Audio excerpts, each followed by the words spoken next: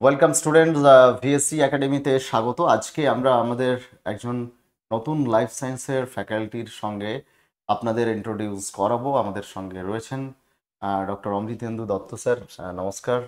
এবং স্যার আজকে মূলত যেটা আলোচনা করবেন সেটা হচ্ছেন লাইফ সায়েন্স এবং বায়োলজি, এই দুটো সাবজেক্টে যারা আপনারা লাইফ সায়েন্সে 9, 10 এবং 11, 12 বায়োলজি পরীক্ষা দিয়েছেন এসএলএসটি, এবং আগামী দিনে আপনাদের খুব শীঘ্রই ইন্টারভিউ এবং ডেমনস্ট্রেশন দিতে হবে।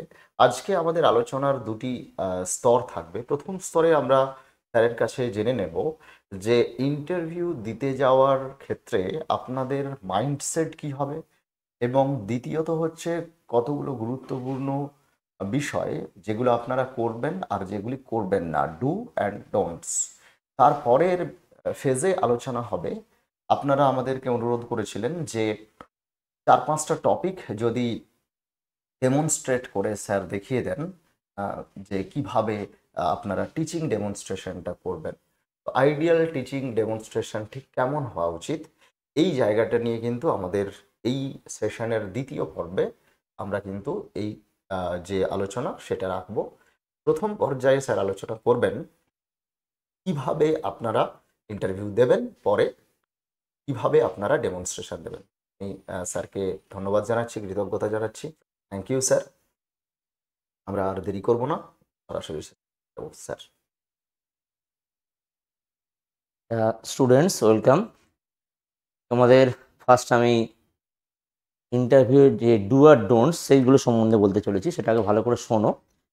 তারপর করতে করতে আমি ডেমনস্ট্রেশন টপিকগুলো বলতে শুরু করব। এই ডেমনস্ট্রেশন টপিকগুলো আমি ডিসকাস করব বোর্ডের মধ্যে। ডিসকাস করে দেওয়ার পরে এখানে কিছু কোশ্চেন অ্যান্সার আমি তোমাদের সামনে প্রেজেন্ট করব। সেগুলো তোমরা চেষ্টা করবে প্র্যাকটিস করা, গ্র্যাপ করা, হ্যাঁ, তাহলে বেটার হবে জিনিসটা। তো প্রথমে হচ্ছে তুমি কি করবে, যেমন ধরো তুমি প্রথমে ইন্টারভিউ রুমে যখন ঢুকবে, একদম প্রথম থেকে বলছি, যখন রুমে ঢুকবে তখন প্রথমে জিজ্ঞেস করবে, কিন্তু প্রথমে দরজা খুলে ঢুকে যাবে না, দরজাটা একটা জাস্ট পার্ট খুলে জিজ্ঞেস করবে may I come in sir, জিজ্ঞেস করবে এটা, হ্যাঁ। বা বাংলাতে বলতে পারো স্যার আসবো, বা আসতে পারি, যে কোনো একটা বলতে পারো। তো আসতে পারি বলাটাই better, or may I come in sir বলাটাই বেটার হবে। বলার পরে তারপরে কিন্তু ওনারা বলবে ইয়েস কাম ইন, বা প্লিজ কাম ইন বলবে তোমাকে, বা আসুন বলবে। তো তোমরা এসে তারপরে বসার আগে কিন্তু তারা পারমিশন নেবে যে স্যার বসবো, বা মে আই সিট বলবে, কিন্তু এটা কাটছে আর কিছুই না, না বললেও হয়, কিন্তু বলাটা উচিত। তো সেক্ষেত্রে বলবে, তখন বলে হ্যাঁ প্লিজ বসুন, বা প্লিজ টেক এ সিট। তখন তুমি বসলে, এইবার বসার পরে কিন্তু হাসি মুখ নিয়ে বসবে, কোনো প্যানিক মুখে রাখবে না, হ্যাঁ, যেন বুঝতে না পারে। ধরো চাপা টেনশন প্রত্যেকেরই থাকে, কিন্তু সেই চাপা টেনশনটা কিন্তু এ করলে হবে না, শো করলে হবে না টেনশনটা, হ্যাঁ, সেটা শো করলে হবে না। তো তোমাকে একটা দেখাতে হবে যে আমার কোনো টেনশন নেই, আমি দিতে এসেছি, আমি তো কোয়ালিফাই করেই এসেছি, কি বলে আমার রিটেন কোয়ালিফাই করে এসেছি। তো সেই জন্য কিন্তু আমি এলিজিবল ক্যান্ডিডেট হিসেবে এসেছি। সেই জন্য সেই হিসাবে তুমি চেয়ারে বসবে, নিজেকে রিপ্রেজেন্ট করবে, যেন তুমি মোরালেস একটা প্রিপারেশান নিয়েই এসছো, হ্যাঁ। এরকম নয় যে তুমি কিছু জানো না, বা এরকম কোনোদিন প্রকাশ করবে না, মানে এইগুলোর উপর কিন্তু ইন্টারভিউতে মার্কস থাকে, হ্যাঁ। এই যে নিজেকে প্রেজেন্ট করা, এই রিপ্রেজেন্টেশন, এই রিপ্রেজেন্টেশনের উপর তোমার কিন্তু মার্কস থাকবে। তো সেই জন্য তোমাকে এই জিনিসগুলো খেয়াল রাখতে হবে তোমাদেরকে। এইবার তুমি বসার পরে বসে রইলে, এইবার ওরা যেরকম প্রশ্ন করবে চেষ্টা করবে সেই অ্যাঙ্গেলই উত্তরটা দেওয়ার চেষ্টা করবে। কখনোই কিন্তু অ্যাঙ্গেল চেঞ্জ করবে না, পয়েন্ট চেঞ্জ করবে না, টপিক তো চেঞ্জ করবেই না, পয়েন্টও কিন্তু চেঞ্জ করবে না। তো সেক্ষেত্রে আমি তোমাদের বলবো, সেটা হচ্ছে গিয়ে যেরকম প্রশ্ন করবে উত্তর দেবে সেরকম। যেরকম ধরো প্রথমে তো প্রশ্ন করবে, যে কোনো ইন্টারভিউ নিয়ম হচ্ছে প্রথমে প্রশ্ন করবে যে আপনার নাম কি, নাম বলবে, পুরো নাম কিন্তু বলবে, অর্ধেক নাম বলবে না, হ্যাঁ, সার নেম বলবে, যদি মাঝখানে মিডল নেম থাকে, হ্যাঁ, মিডল নেম, যেমন পার্থ সারথী দত্ত ধরো। তো সেক্ষেত্রে টেনশানে ভুল করে পার্থ দত্ত বলবে না। তুমি লিখেছো তোমার যে তোমাকে প্রথমে একটা ফর্ম ফিল আপ করতে দেবে, ইন্টারভিউ ফর্ম ফিল আপ করতে হয়, নাম, হোয়ার অ্যাবাউট, কোত্থেকে এসছো না এসছো জিজ্ঞেস করবে, অ্যাড্রেস জিজ্ঞেস করবে। যা যা তুমি লিখবে এই একই জিনিস কিন্তু তোমাকে কিন্তু মুখে ওরা জিজ্ঞেস করবে, just to know what's your confidence, হ্যাঁ, কনফিডেন্স লেভেলটা কীরকম সেটা জিজ্ঞেস করবে তোমাকে। সেই জন্য কিন্তু পুরো নামটা বলবে, মিডল নেমটা বলবে, কোনো স্কিপ করে যাবে না। আর বলার সময় মুখে কিন্তু জড়তা থাকবে না, ফ্রেশলি একদম সুন্দরভাবে উচ্চারণ করে বলবে, নাহলে কিন্তু ওইখানে পয়েন্ট কাটা যাবে, কিন্তু নাম্বার মার্কস কাটা যাবে, ডিডাক্ট হয়ে যাবে। তো সেই জন্য এইভাবে বললে, তারপরে নাম বলার পর জিজ্ঞেস করে কোত্থেকে এসছেন, কোত্থেকে এসছেন মানে ধরো তুমি বললে আমি হাওড়া থেকে এসেছি, কি আমি কলকাতা থেকে এসেছি, কি আমি হুগলি থেকে এসেছি, কি আমি বীরভূম থেকে এসেছি, কখনোই না।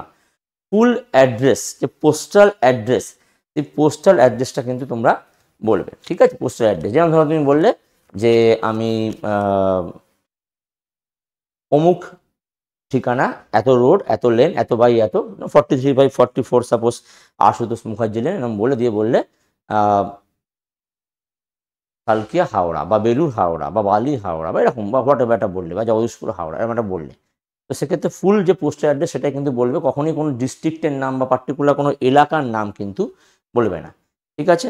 এবং এটা বলার পরে তোমরা মোটামুটি একটা এই যে কথাটা কনফিডেন্টলি বলতে পারলে, আর যখন বলবে কিন্তু কনফিডেন্টলি, যেরকম আমি বলছি সেরকমভাবে, কোনো জড়তা নয়, চুপচাপ নয়, একটু গলা ভয়েসটা যেন ঠিকঠাক থাকে। হ্যাঁ, আমি বলছি না খুব হাই ভয়েস, কিন্তু এটা লো মিনমিনে ভয়েসে বললে কিন্তু হবে না, ঠিকঠাক করে বলতে হবে।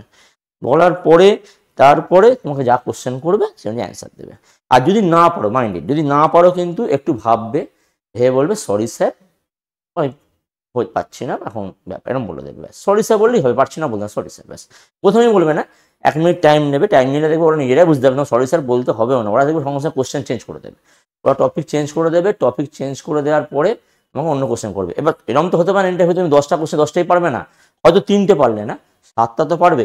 যে 7টা পারবে সেই 7টা কিন্তু খুব ভালো করে অ্যান্সার দেবে, গুছিয়ে অ্যান্সারটা দেবে। যে 7টা পারবে সেই 7টা খুব ভালো করে গুছিয়ে অ্যান্সারটা কিন্তু দেবে, ঠিক আছে?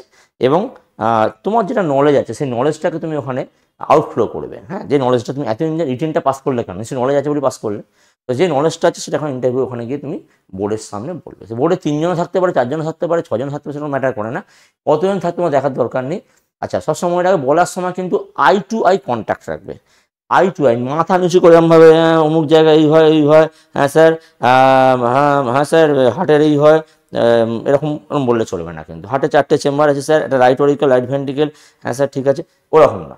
একদম স্ট্রেট কাট দাঁড়িয়ে যিনি কোশ্চেন করেছেন তার সঙ্গে আই কন্ট্যাক্ট মেনটেন করে বলবে, হ্যাঁ স্যার হার্টে 4টে চেম্বার আছে, নাম কি, যদি বলে ইংলিশে বলুন তাহলে রাইট অরিকেল, রাইট ভেন্ট্রিকেল, একটু লেফট ভেন্ট্রিকেল। আচ্ছা, কর্পাস ক্যালোসাম কি জিজ্ঞেস করতে পারে, কর্পাস ক্যালোসামটা কি না, আমাদের যে সেরিব্রাম, যেটা গুরু মস্তিষ্ক আছে, সেই গুরু মস্তিষ্কে দুটো তো গোলার্ধ আছে, ডান গোলার্ধ বাম গোলার্ধ, সেটাকে যে সংযুক্ত করেছে সে সেরকমভাবে বলবে, ডান গোলার্ধ বাম গোলার্ধ গুরু মস্তিষ্ক আছে, তাকে যে সংযুক্ত করেছে, যে স্নায়ু হচ্ছে তার কর্পাস ক্যালোসাম বলে। একদম আই কন্ট্যাক্ট, আমি যেরকমভাবে বলছি আই কন্ট্যাক্ট মেনটেন করে, যিনি কোশ্চেনটা করেছেন তার আই কন্ট্যাক্ট মেনটেন করে করবে অবশ্যই।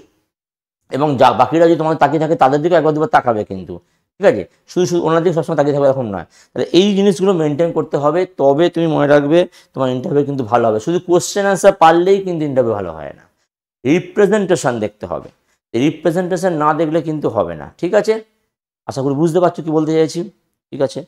হ্যাঁ, এরকমভাবে করতে হবে। যেরকম ধরো আমি অনেক ইন্টারভিউ নেই, আমি শুধু স্কুল সার্ভিস ইন্টারভিউ নিই, অনেক জায়গাতেই নিই, আমি তো কলেজে অ্যাটাচড আছি।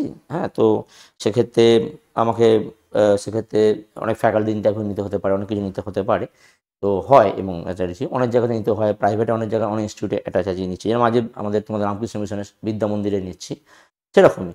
তো সেক্ষেত্রে এইগুলো কিন্তু আমি খুব লক্ষ্য করে দেখি, জিনিসগুলো সবাই মেনটেন করে, মানে আমার সঙ্গে যারা যারা আরও ইন্টারভিউ করে আরও যখন থাকবে তারা কিন্তু এগুলো খুব খেয়াল করে। তো সেই জন্য তোমাকে আমি বলছি টিপসগুলো দিয়ে রাখছি, এই টিপসগুলো ফলো করবে, ফলো করে পরে তারপর তুমি তোমার নলেজটাকে প্রেজেন্ট করো। প্রথমেই নলেজ প্রেজেন্ট করলে কিন্তু মুশকিল হয়ে যাবে, আগে ফলো করবে, ফলো করার পরে কিন্তু নলেজটা তোমার বলবে। এটা আশা করি বুঝতে পারলে কি কি বলতে চাইলাম। আচ্ছা, মেবি ইন্টারভিউয়ের সময় হয়তো অনেকে একটু ঘেমে যায়, যদিও ঘামার কথা না, এবারে ইন্টারভিউটা শীতকালেই হবে।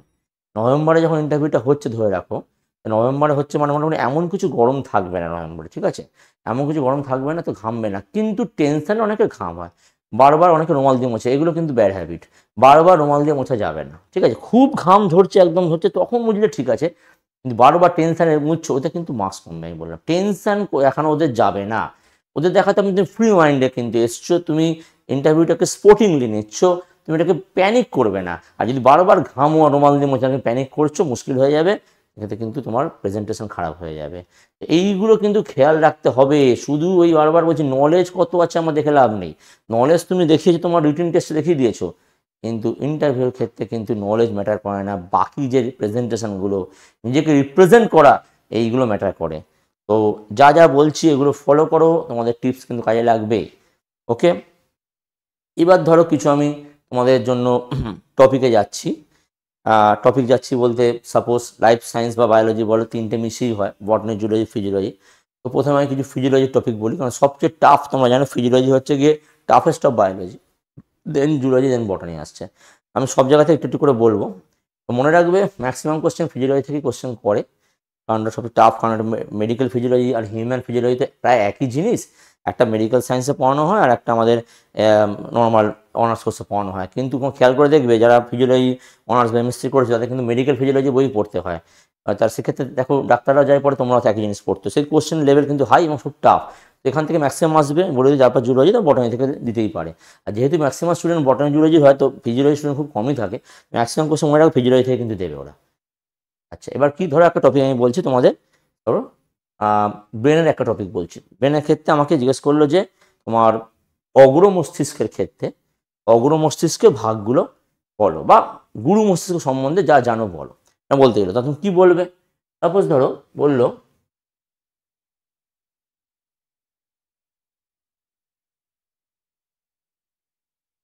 গুরু মস্তিষ্ক, ঠিক আছে? তো গুরু মস্তিষ্ক ক্ষেত্রে আমি প্রথমে যদি বলে এটাকে ইংলিশ নেম কি, তখন তোমরা বলবে এটা হচ্ছে গিয়ে ইংলিশ নাম হচ্ছে সেরিব্রাম। ওকে, এবার এটা কার অংশ? না, এটা হচ্ছে অগ্র মস্তিষ্ক অংশ, যেটাকে আমরা বলতে পারি তোমার ফোর ব্রেন। এই ইংলিশগুলো একটু শিখে যাবে, হ্যাঁ। ফিজিওলজির ক্ষেত্রে ইংলিশটা খুব জিজ্ঞেস করে, কারণ মেডিকেলের সাবজেক্টের সঙ্গে জড়িত তো। তাহলে ফোর ব্রেনের গুরু মস্তিষ্ক রয়েছে, বা গুরু মস্তিষ্কের কটা ভাগ, তুমি তোমাকে যেহেতু কিছু জিজ্ঞেস করেনি কোশ্চেন, তোমাকে বলতে বলেছে, তুমি নিজের মতো বলতে শুরু করবে। এবং তোমাকে তো ডেমনস্ট্রেশন বোর্ডে আঁকতে দেবে না, বোর্ডে করতে দেবে তো। ধরো তোমাকে বললো মস্তিষ্ক বা ব্রেন সম্বন্ধে কিছু বলুন, তুমি সেক্ষেত্রে কিছু না শুরু প্রথমে কিন্তু এটা শুরু করে দেবে। মনে রাখবে ব্রেন অনেক বড় টপিক, ব্রেন কোনোদিন 10-15 মিনিটের ইন্টারভিউতে শেষ করা যায় না, কিন্তু 10 মিনিটের মধ্যে তুমি গুরু মস্তিষ্ক সম্বন্ধে সামান্য আইডিয়া বলতে পারবে নিশ্চয়ই। তো সেক্ষেত্রে বলবে যে ব্রেনের তিনটে ভাগ আছে, দ্যাট ইজ, আমরা যদি ব্রেন বলি তাহলে এটা প্রথমে বলবে ব্রেনের তিনটে ভাগ আছে। প্রথমটা হচ্ছে গিয়ে ফোর ব্রেন, দ্যাট ইজ অগ্র মস্তিষ্ক। তারপর হচ্ছে গিয়ে মিড ব্রেন, দ্যাট ইজ হচ্ছে মধ্য মস্তিষ্ক। এবং তারপর হচ্ছে হাইন্ড ব্রেন, দ্যাট ইজ পশ্চাৎ মস্তিষ্ক। বলার পরে সঙ্গে সঙ্গে বলবে ফোর ব্রেনের সবচেয়ে গুরুত্বপূর্ণ যেটা, সেটা হচ্ছে গিয়ে সেরিব্রাম, গুরু মস্তিষ্ক। দিয়ে বলবে আরও অনেক কিছু আছে, যেমন hypothalamus, thalamus, basal ganglia, limbic system সব আছে, কিন্তু বলবে গুরু মস্তিষ্ক সবচেয়ে গুরুত্বপূর্ণ অংশ, কারণ ব্রেনের সর্ববৃহৎ অংশ, largest part of the brain হচ্ছে গিয়ে সেরিব্রাম বা গুরু মস্তিষ্ক। কেন লার্জেস্ট পার্ট? এর মধ্যে যত সূক্ষ্ম কাজগুলো আমাদের বডিতে করতে হয়, যেমন ধরো চিন্তা করা, একটা মেন কাজ হলো চিন্তা করা। তুমি যখন কোনো অ্যান্সার দেবে নিশ্চয়ই তার আগে চিন্তা তোমার করতে হবে, এই চিন্তাটা করার পরে তবে তুমি অ্যান্সারটা দেবে। তো তাহলে সেক্ষেত্রে তোমার চিন্তা ভাবনা করাটা মেন জিনিসের মধ্যে পড়ছে। অ্যান্সার যে দিচ্ছ মানে you are talking now, your speech has comes now. তো সেই স্পিচটা হচ্ছে কোথায়? গুরু মস্তিষ্কের মধ্যে আমার যে এরিয়া 6 আছে, সেই এরিয়া 6-এর মধ্যে আমার স্পিচ এরিয়া আছে। এবার তোমরা পড়েছো, এখন আগেগুলো বিএসসিতে ছিল, এখন তো ক্লাস 12 বই তো দিয়ে দিচ্ছে, অসুবিধা কিছু নেই। এরিয়াটার নাম কি? ব্রকাস এরিয়া বলা হয়, BROCA ব্রকাস এরিয়া। তো এই এরিয়াটা যদি আমার অ্যাক্টিভ থাকে তবেই তুই কথা বলতে পারবো, না হলে পারবো না। এখন এরিয়াটা কার মধ্যে পড়ছে? এরিয়াটা পড়ছে গুরু মস্তিষ্কের মধ্যে। তাই তুমি সেকেন্ড পয়েন্ট কি বলবে? আফটার চিন্তা ইংরেজি হচ্ছে এখানে বলবে রিকগনিশন পাওয়ার বলা হয়, স্মৃতি, কাউকে চিনে ফেলা। থট প্রসেস বললে, থট প্রসেস বলবে স্পিচ প্রসেসটা আমাদের এই গুরু মস্তিষ্ক থেকে আসছে। লেখাপড়া, রাইটিং অ্যান্ড রিডিং, রাইটিং রিডিংও কিন্তু গুরু মস্তিষ্কের জন্য হচ্ছে। Speaking, writing, reading, thought process and also the memory process, that is short term মেমোরিতে আমরা যে শিখছি এখন, যদি long term potential long term memory করি, সেটাও কিন্তু আমাদের সেরিব্রামের একটা অংশের কাজ। সেরিব্রামের প্রেসারি তলার দিকে যে লিম্বিক সিস্টেম আছে তার একটা অংশের কাজ হলো মেমোরি প্রসেসিং করা। প্লাস হচ্ছে গিয়ে মেমোরি স্মৃতি হয়ে যাওয়ার পরে হচ্ছে কাউকে চিনতে পারা, মেমোরি রিকল করা। সেক্ষেত্রেও কিন্তু তোমায় দেখতে হবে যে সেরিব্রামের গুরুত্বপূর্ণ পার্ট অংশ করছে, এটাকে বলা হয় রিকগনিশন পাওয়ার। রিকগনিশন পাওয়ার মানে কাউকে পুনরায় চিনতে পারে। আগে এক সময় তার সাথে দেখা করেছিল, হয়তো ভুলে গেছো, 1 বছর পর দেখা হলে তুমি তাকে চিনতে পারো, আরে আর দাদা আপনি ওখানে রয়েছেন, তো চিনলে কি করে? তো এইটা হচ্ছে কি গুরু মস্তিষ্কের জন্য পারছো। ওকে, তো সেই জন্য তোমার জিনিসটা হচ্ছে গিয়ে সেরিব্রাম খুব গুরুত্বপূর্ণ। মানে এই যে ইম্পর্টেন্ট কাজ, ইভেন যে আমরা হাঁটা চলা করছি, এই যে আমি হাতটা নিয়ে বোঝাচ্ছি, এই জিনিসটা কিন্তু গুরু মস্তিষ্কই করছে। হ্যাঁ, এই হাত পা নাড়ার ক্ষেত্রে গুরু মস্তিষ্ককে অবশ্যই বেসাল গ্যাংলিয়া বা লঘু মস্তিষ্কের সহায়তা নিতে হচ্ছে, কিন্তু ওটা তো পরের কথা। কাজটা শুরু করছে কে? কাজটা শুরু করছে কিন্তু গুরু মস্তিষ্ক। তাহলে আবার বলছি পয়েন্টগুলো কি। ফার্স্ট পয়েন্ট, আমি চলে আসছি এই যে অগ্র মস্তিষ্ক, গুরু মস্তিষ্ক, এইটার আমি কাজে আসছি, পরে গঠনের ক্ষেত্রে আসছি আমি।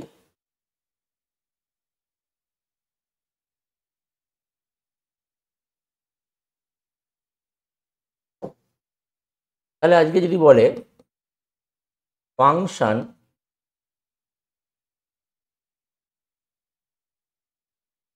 অফ সেরিব্রাম, 1 নম্বর কি বলবে? Speech processing.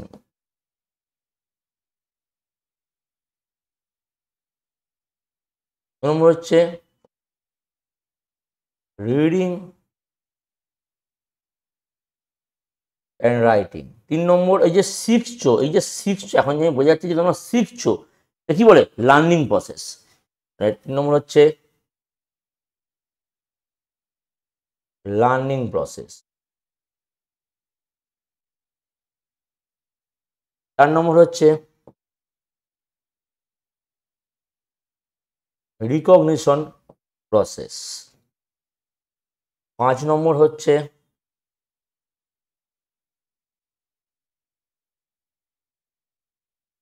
Thought process. এরমভাবে কিন্তু আমাদের সব জিনিসগুলো চলছে, এরমভাবে করতে থাকলে আমরা সব জিনিসগুলো পারছি। 6 নম্বর হচ্ছে ওয়াকিং প্রসেস। তাহলে গুরুত্বপূর্ণ সমস্ত কাজ কিন্তু গুরু মস্তিষ্ক যারা হচ্ছে, এটা তোমরা বললে। এবার ধরো কাজের পরে ফাংশনের পরে তোমরা বলো গঠনটা কি। তোমাকে ধরো গুরু মস্তিষ্ক নিয়ে তুমি বলছো পুরোটা, গঠনটা তো একটু বলে আসতেই হবে। এটা কিন্তু মেন একটা টপিক। তোমার ফিজিওলজির মধ্যে নার্ভাস সিস্টেম অংশ থেকে, ব্রেন থেকে কোশ্চেন দেবেই দেবে। এবং আমি যেটা বলছি সেক্ষেত্রে কিন্তু আবার বললাম ব্রেন অনেক বড় টপিক, সেক্ষেত্রে তুমি শুধু গুরু মস্তিষ্কটা এরকমভাবে বলবে যে ব্রেনকে 3 ভাগে ভাগ করে, অগ্র মস্তিষ্ক, মধ্য মস্তিষ্ক, পশ্চাৎ মস্তিষ্ক। তারপর বলে অগ্র মস্তিষ্ক অনেকগুলো ভাগ আছে, এবং গুরু মস্তিষ্ক, hypothalamus, thalamus, basal ganglia, limbic system. কিন্তু তার মধ্যে বলবে যে প্রধান হচ্ছে সর্ববৃহৎ অংশ, আবার বলছি largest part of the brain হচ্ছে কি আমাদের গুরু মস্তিষ্ক বা সেরিব্রাম। বলে আমি এর সম্বন্ধে আলোচনা করছি, বলে শুরু করবে। যেন আমি বললাম তুমি চার্টগুলো করার পর কাজ বলবে, গঠনটা বলবে। গঠনটা ক্ষেত্রে কি বলবে এখন দেখাচ্ছি নেক্সট স্লাইডে। ধরো গুরু মস্তিষ্ক এরকম রয়েছে,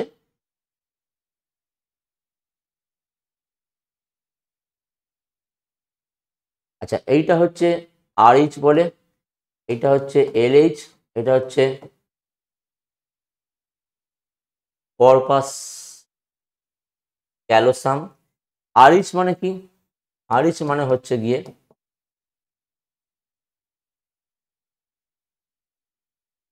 রাইট হেমিস্ফিয়ার, অর্থাৎ ডান গোলার্ধ। ওকে, ডান দিকের অংশ, ডান গোলার্ধ। আর LH মানে হচ্ছে লেফট হেমিস্ফিয়ার বা বাম গোলার্ধ। এখন প্রশ্ন হচ্ছে এটাকে কানেক্ট করেছে কে? যে সরু তন্তুগুচ্ছ রয়েছে, এটা হচ্ছে কি কর্পাস ক্যালোসাম। এটা মেন পয়েন্ট, কর্পাস ক্যালোসামটা জিজ্ঞেস করবে, যদি ওখান থেকে প্রশ্ন করো বলবে এখান দিয়ে। তাহলে এইটা হলো গুরু মস্তিষ্ক। কি এইগুলো কি? এই জিনিসগুলো হচ্ছে গিয়ে যেগুলো গাইরাস আছে, এগুলো হচ্ছে ফোল্ডিংস। মানে গুরু মস্তিষ্কের আপার লেয়ারটা, এটাকে স্কটেক্স বলি আমরা, তো সেই পার্টটা কিন্তু অনেক ভাঁজ আর খাঁজ থাকে। তো ভাঁজটার নাম গাইরাস, আর ধরো এই খাঁজটা রয়েছে, এটার নাম হচ্ছে সালকাস গ্রুপস। এবার এখান থেকে প্রশ্ন করতেই পারে কিরম, ধরো এর আগে করেছি ইন্টারভিউতে বিভিন্ন প্রশ্ন, সেখান থেকে আমার কিছু পূর্ব অভিজ্ঞতা তোমায় বলছি, যা যা আমি যখন বিভিন্ন মানে মক ইন্টারভিউতে করেছি, বিভিন্ন স্যারেরা প্রশ্ন করেন, আমি নিজেও করেছি। তো সেক্ষেত্রে আমরা বলছি, প্রশ্ন একবার কিরম এসছে জানো, বলছে গাইরাস সালকাসের কাজটা কি। তো গাইরাস সালকাসের কাজ বলতে গেলে বলবে এক্ষেত্রে যে এরা পার্টিকুলার এক একটা এরিয়ায় বসে আছে। ধরো এরিয়া 4, 6, 14, 17 এরিয়া বসে আছে। তো এই গুরু মস্তিষ্কের এক একটা এরিয়াতে এই গাইরাস সালকাস কিন্তু এই এক একটা এরিয়ার বুদ্ধি, স্মৃতি, মেধা, যা যা আমরা আলোচনা করলাম সেগুলো কন্ট্রোল করছে। যার যত বেশি এই ফোল্ডিংস গ্রুপস থাকবে, তার বেশি তার আইকিউ লেভেল কিন্তু বেশি হবে। এবং আরও বড় কথা হলো, এর সবচেয়ে বড় প্রমাণটা কি জানো? অনেকেই জানো না তোমরা। সব জিনিস তো বইতে পড়ে জানা যায় না, কিছু আউট নলেজ লাগে। তার জন্য তো স্যারেদের লাগে, নিজেই তো পড়ে সব হয়ে যায়। এরকম এই যে পোস্টমর্টেম করছে, পোস্টমর্টেমের সময় আমরা পোস্টমর্টেম সবাই জানি কি করে, এটা বলছি আমি তোমাদের, ইম্পর্টেন্ট টপিক, এটা জেনে যাবে। এটাকে আমরা ময়না তদন্ত বলি। এক্ষেত্রে কি করে, কপালের কাজটা ব্রেনের এখানটা এরকম করে কাটে, কেটে এই জায়গাটা উল্টে দেয়, ব্রেনের ভেতরটা দেখে পুরো মানে স্কালটা পুরো খুলে দেয়, স্কালটা খুলে ভেতরটা দেখছে। আর এখানটা কেটে দেখেন, এটা ভিসেরা রেস্ট বলে, এই জায়গাটা পুরো কেটে দিল, বডিটাকে আলাদা করে এখান থেকে ইন্টারনাল যে অর্গান তাকে ভিসেরাল অর্গান বলা হয়, liver, stomach, intestine, heart etcetera, এগুলো বার করে ওরা কিন্তু প্যানক্রিয়াস, স্মল ইন্টেস্টাইন, এগুলো বার করে দেখে যে ওর মধ্যে কোনো জল খেয়ে এসে মারা গেছে কিনা বা বিষ প্রয়োগ করে বিষ ঢুকেছে কিনা দেখে। কিন্তু মেন ব্রেনেরটা কি দেখে, এইখানে দেখে ওই যে গাইরাস সার্কাসগুলো আছে না, ওই গাইরাস সার্কাসের না পজিশন ইন্টারচেঞ্জ হয়ে যায়।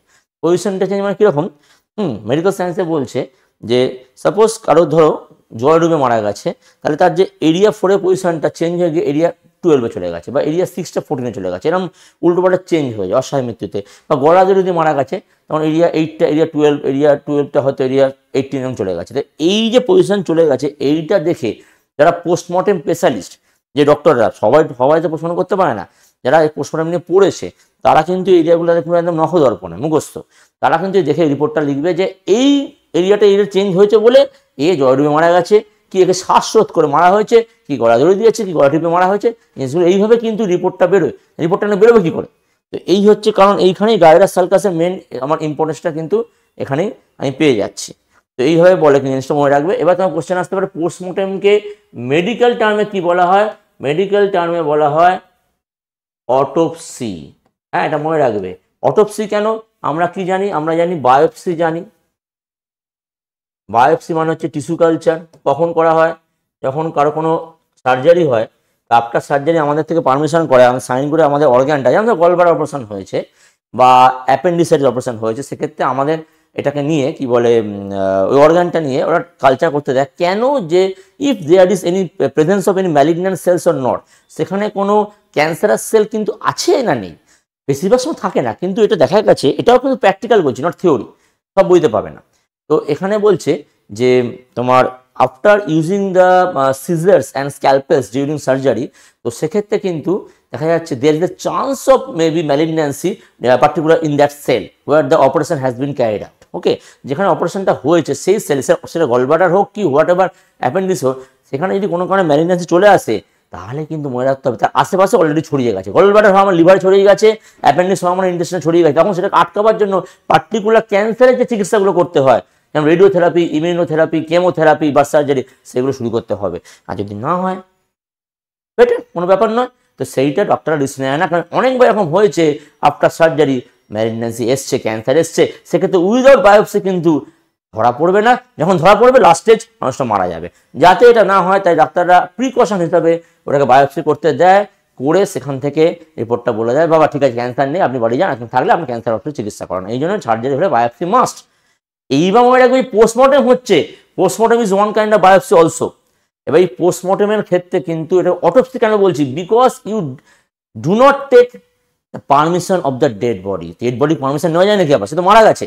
তাহলে আমি কি বলেছি, বায়োপসি করতে হলে পারমিশন নিতে হয়, একটা কাগজে সই করতে হয়, তবে তো বায়োপসি করতে পারবে তুমি। অপারেশন হয়েছে আমার বায়োপসি কিন্তু তোমার ডাক্তার নিজের ইচ্ছা করতে পারে না। কিন্তু এখানে ডাক্তার নিজের ইচ্ছা করছে, ডেড বডি পারমিশন দিতে পারবে না, তার মানে বায়োপসি হলেও ইংলিশের নামটা চেঞ্জ করে কি হলো, অটোপসি। তাহলে এইগুলো কিন্তু মেন পার্ট, যেগুলো ইন্টারভিউ জিজ্ঞেস করতে পারে ফিজিওলজি পার্ট থেকে, হ্যাঁ, মেডিকেলের পার্ট থেকে। কিন্তু because is student of biology, life science, কারণ মেডিকেলের পার্ট তো চলে আসতে বাধ্য।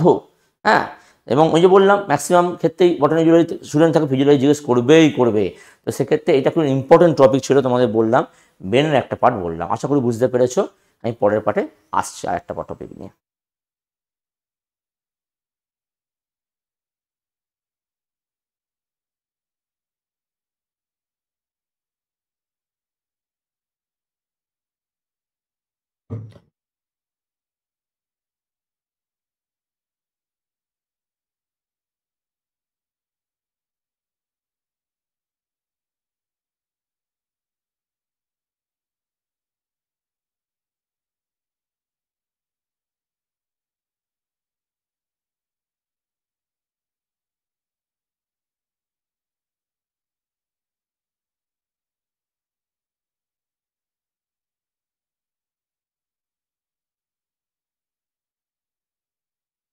আচ্ছা, আবার আমরা চলে এসেছি।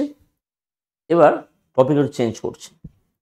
একটু বটানি পার্টে স্পেশালি মাইক্রোবায়োলজি নিয়ে তোমাদের একটু ডিসকাস করব, কারণ মাইক্রোবায়োলজি থেকে ইদানিং কিন্তু খুব কোশ্চেন আসছে। কারণ কি, ব্যাপারটা হচ্ছে গিয়ে মাইক্রোবায়োলজি নতুন টপিক না, বটানি জুলজি ফিল্ড হয়তো অনেক ওল্ড টপিক, মাইক্রোবায়োলজি নতুন টপিক, হয়তো বটানির মধ্যে ধরে নেওয়া হচ্ছে এখন স্কুল সার্ভিসের সিলেবাস অনুযায়ী, বাট এটা কিন্তু নিউ টপিক। এই নিয়ে বর্তমান ভারতবর্ষে খুব পড়াশোনা চলছে, এখন রিসার্চ খুব ফিল্ডে হচ্ছে, আগে ফরেনের উপর খুব স্টাডি করা হতো। সেই জন্য ধরে নিতে হবে যে মাইক্রোবায়োলজি কোশ্চেন থাকবেই থাকবে। মাইক্রোবায়োলজি কী ধরনের কোশ্চেন থাকে সেগুলো আমরা একটু ডিসকাস করছি।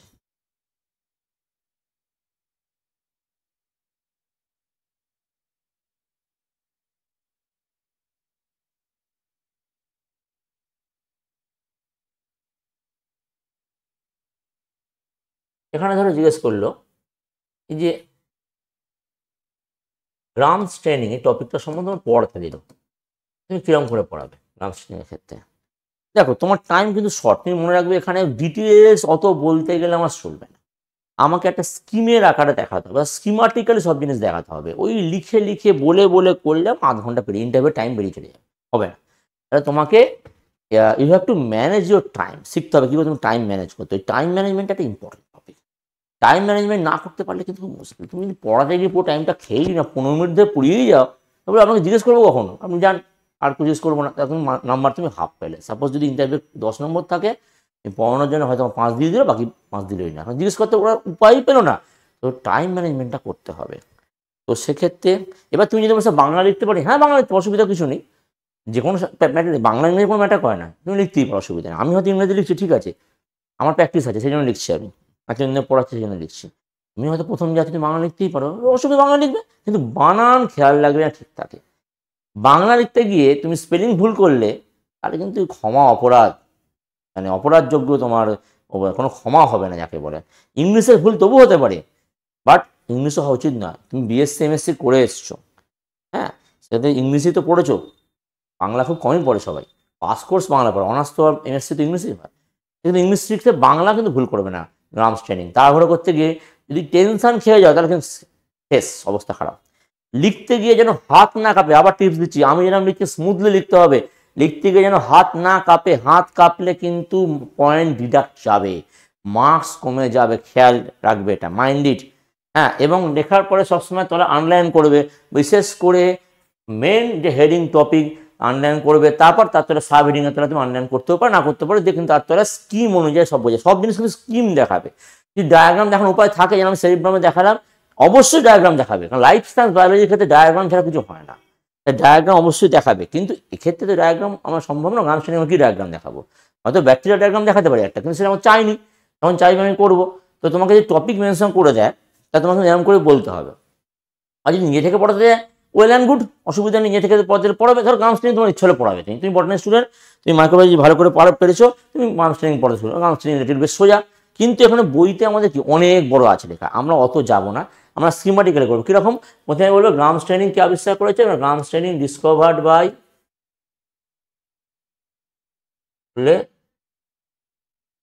ক্রিশ্চিয়ান গ্রাম, এবং অবশ্যই এক্ষেত্রে কিন্তু সালটা দেবে, এইটা মাইন্ড করে, সবাই কিন্তু ক্রিশ্চিয়ান গ্রামটা লিখবে, কিন্তু সালটা খুব কম লোকই দেয়। এইগুলোতে কিন্তু ছোটো ছোটো ব্যাপারের জন্য কিন্তু তোমাদের পয়েন্ট অনেক কিন্তু ইনক্রিজ করবে, এইগুলো খেয়াল রাখতে হবে। কে দিল কি না দিল তোমার দেখার দরকার নেই, তুমি সালটা দেবে, দিয়ে ব্যাকে লিখে দেবে যে 1884-এ এই ডিসকভারিটা হয়েছে, এবং এনার নাম অনুযায়ী বলা হচ্ছে এটাকে গ্রাম স্ট্রেনিং। ওকে, গট ইট মাই পয়েন্ট? এই পয়েন্টগুলো খেয়াল রাখো, তার ইন্টারভিউ কিন্তু বেটার হবে, শুধু নলেজ দিয়ে হবে না, এই পয়েন্টগুলো খেয়াল রাখতে হবে। এবার তুমি কী করলে, বললে দুটো ব্যাকটেরিয়া নেওয়া হলো, সাপোজ এদিকে লিখলে তুমি ল্যাক্টোব্যাসিলাস নিলে, ল্যাক্টোব্যাসিলাস এসপি, আর এদিকে নিলে ধরো সাপোজ ইকোলাই নিলে, নাম তো আমরা সবাই জানি, এসচেরিচিয়া কোলাই নিয়ে নিলে। তো এইবার নিয়ে কী করলে না, তুমি স্কিমাটিক্যালি সমস্যা বোর্ডে আঁকতে শুরু করো, তোমাদের স্মার্ট বোর্ড দেবে, তোমাকে হোয়াইট বোর্ড দেবে, হোয়াইট বোর্ডে এত কষ্ট হবে না, স্মার্ট বোর্ডে তোমরা পারবে না, কারণ স্মার্ট বোর্ড অভ্যস্ত আমরা পারবে না, স্মার্ট বোর্ডে আমরা অভ্যস্ত করে করছি, আমরা হোয়াইট বোর্ডে অভ্যস্ত, স্মার্ট বোর্ডে অভ্যস্ত, তোমাদের হোয়াইট বোর্ড দেবে, চিন্তার কিছু নেই, তোমরা হোয়াইট বোর্ডেই করে দেখাবে, মার্কার দেবে সাদা নীল, এই কালো নীল বা লাল দিতে পারে, কালোই বেশিরভাগ দেবে, মার্কার দিয়ে তোমরা যা দেখাবে দেখিয়ে দেবে। তবে মনে রাখবে, যেখানে ওরা স্টপ করতে বলে, আবার মনে রাখছি, পড়াতে পড়াতে গিয়ে কিন্তু টাইম ম্যানেজমেন্ট করতে হবে, পড়াতে পড়াতে গিয়ে আমি একদম অভিভূত হয়ে পড়াতেই যাচ্ছি, সেটা করলে চলবে না, কারণ তোমার এখানে ডেমো দিতে এসছো, তুমি স্কুলে পড়াচ্ছ না, এখন যদি পুরো ক্লাসে ওটা পড়াবে, ওরা যখন বলবে স্টপ, ঠিক আছে এতটা, তখন তুমি থেমে যাবে, মানে কানটা খেয়াল রাখবে, কিন্তু হ্যাঁ, হয়তো তুমি বোর্ডে তাকে পড়াচ্ছ, ওরা বলে স্টপ বা থেমে যান, খেয়াল লাগবে থামতে বলেছে, কারণ এরপর ওরা তোমার প্রশ্ন করতে চায় ওই টপিকের উপরে। তো এইখানে তুমি না, যদি ওই কথা না শুনে পড়িয়ে যাও, ব্যাস গেল, নেগেটিভ মার্ক চলে যাবে। তুমি কিন্তু ওরা একবারই কিন্তু বারবার বলবে না, তখন কিন্তু ওরা ওই যে বললাম সময় জিজ্ঞেস করার সময়টা পাবে না, সেক্ষেত্রে কিন্তু মার্ক কমে যাবে। সো এই কান, যে কোনো চোখ কান খোলা রাখা, চোখ তো খোলা থাকেই আমাদের, কানটাও কিন্তু খোলা রাখতে হবে। এই কানটা খোলা রাখলে সেখান থেকে তারপর এই বলে স্টপ, বসবে একদম জায়গায়, বসে যা প্রশ্ন করবে উত্তর দেবে, ঠিক আছে? এগুলো খেয়াল রাখবে, ক্যারিড অ্যাওয়ে হয়ে যাবে না। আচ্ছা, এবার তুমি কি করলে, নর্মাল বোঝানো যেরকম করে লিখতে হয়, দেখো এরকম লিখলে ক্রিস্টাল ভায়োলেট, শর্টে করে বলছি, বেশি লিখতে যাবে না। ক্রিস্টাল ভায়োলেট স্টেন দিলে তুমি, স্টেন দিতে কি হলো, হ্যাঁ এখানে হচ্ছে গিয়ে তোমার ব্লু কালারেশন, ব্লু বা পার্পেল যা খুশি বলতে পারো, নীল রঙ বা বেগুনি রঙ হয়ে গেল।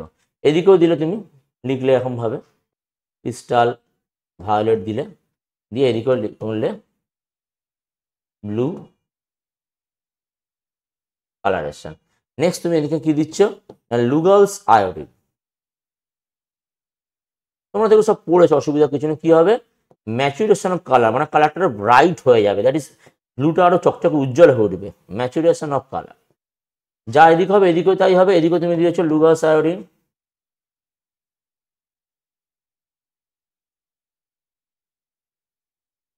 সেক্ষেত্রে লিখলে ম্যাচুরেশন অফ কালার। আবার বলছি, বাংলাতে চাইলে তো বাংলা করতেই পারো, অসুবিধা কিছু নেই। আমি ইংরেজি করছি, ইংরেজি করতে কোনো মানে নেই, ইংলিশে করতে সুবিধা সায়েন্সের ক্ষেত্রে, আর কিছুই না। বাংলা চাইলে বাংলা করবে। এরপরে তুমি কি লিখবে, ওয়াশ উইথ অ্যাবসোলিউট অ্যালকোহল। অনেকে বলে অ্যাসিডন অ্যালকোহল, অসুবিধা নেই, অ্যাসিডন অ্যালকোহলও বলতে পারে, তো রাইট হচ্ছে অ্যাবসোলিউট অ্যালকোহল। তাহলে এরপরে কি করলে, ওয়াশ, যা এদিকে লিখবে মনে রাখবে, ডান দিকে বাঁ দিকে সব একই লেখা করতে হবে, ওয়াশ উইথ অ্যাবসোলিউট অ্যালকোহল। এবার কি তফাৎটা আসবে না, এইখানে লিখে দেবো নো চেঞ্জ, কিন্তু এখানে কি হবে, কালারলেস, ছিল নীল রঙ হয়ে গেল কালারলেস। লাস্ট কি দিলে, কাউন্টার স্টেন উইথ স্যাফরানিন, আবার একই লিখলে নো চেঞ্জ। এখানে লিখলে কাউন্টার স্টেন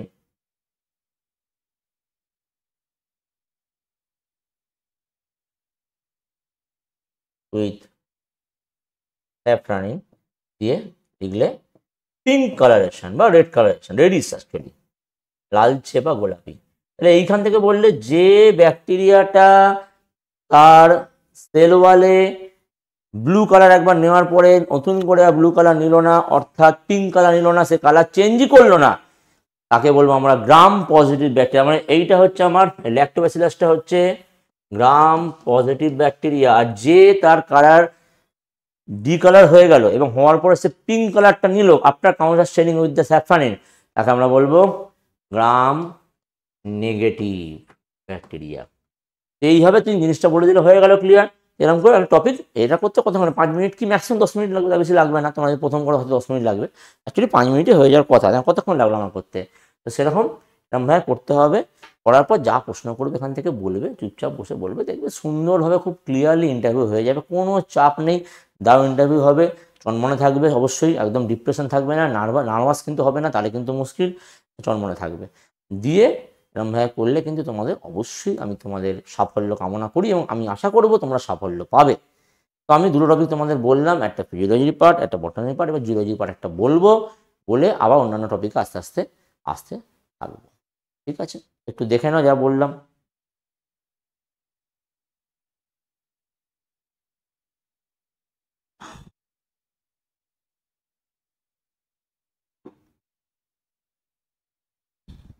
ঠিক।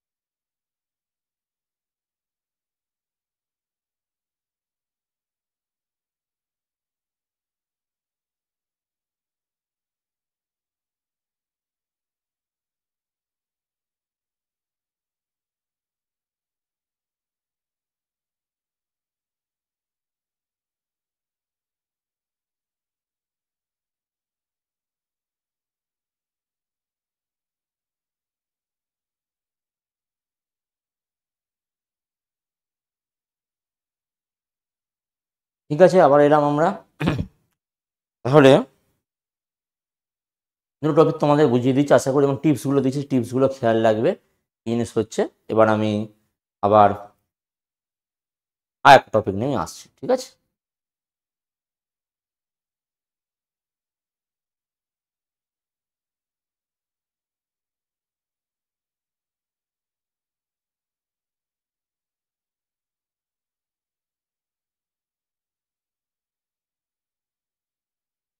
আচ্ছা, এবার জুলজির জন্য একটা টপিক নিয়ে আসছি। আমরা ফিজিওলজি ডিসকাস করলাম, বটানি ডিসকাস করলাম, এবার জুলজি একটা টপিক নিয়ে আসছি। প্রত্যেকটা থেকেই একটা একটা করে টপিক ডিসকাস করবো, সেটা বোধ তোমাদের লাইফ সায়েন্স প্লাস তোমাদের যে বায়োলজি, দুটো যে কোনো বলতে পারো, 9-10 লাইফ সায়েন্স, 11 বায়োলজি, দুটোর ক্ষেত্রে তোমাদের ইম্পর্টেন্ট, এবং তোমাদের সেগুলো নিয়ে কোশ্চেন করতেই পারে। কী করে পড়াবে সে টেকনিকটা তোমাদের দেখালে আশা করি গ্র্যাপ করতে পারছো কী করে পড়াবে, আরও দেখিয়ে দিচ্ছি। পড়ানোটাই মেন, তার পড়ানোটা ডেমনস্ট্রেশনটা হচ্ছে খুব সবচেয়ে ভালো করে দিতে হবে, তারপর তো কোশ্চেন অ্যান্সার ডিসকাশন করতে হবে, ঠিক আছে। এবার কোশ্চেন অ্যান্সার, আচ্ছা মনে রাখবে কোশ্চেন অ্যান্সার যেটা পড়াচ্ছে তার উপরই কোনো মানে নেই, অন্য জায়গা থেকে করতে পারে, সেটা খেয়াল রাখবে কোথা থেকে কোশ্চেনটা করছে, অন্য জায়গা থেকে কিন্তু কোশ্চেন করতেই পারে। আর যেটা পড়াচ্ছ ওটাতে তোমার ওখান থেকে কোশ্চেনটা করবেই অবশ্যই, ওখানে যেটা পড়াচ্ছ ওখান থেকে কোশ্চেন করবে, কিন্তু অন্য জায়গা থেকেও কোশ্চেন কিন্তু করতে পারে, এটা খেয়াল রাখবে, ঠিক আছে।